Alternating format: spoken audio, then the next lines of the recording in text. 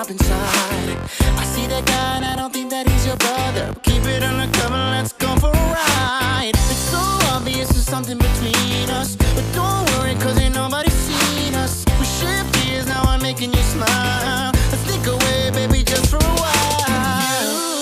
You, girl, you make me go, oh, oh.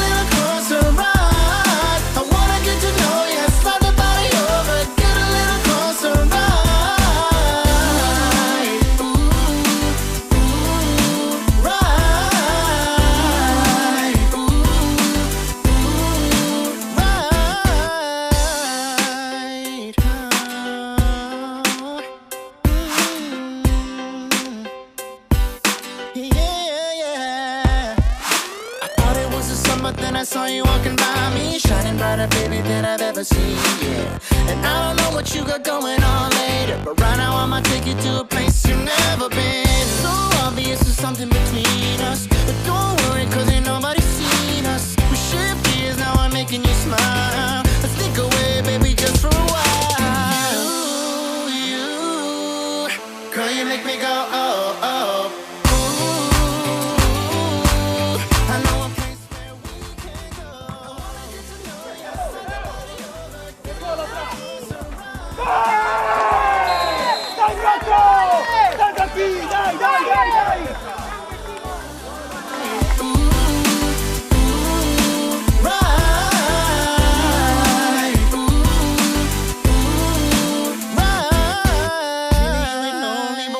To know me, you'll see that I'm the only one you'll ever want. I wanna see you shotgun, I know that we can have some fun, so come on, baby, get it done, done, done, done.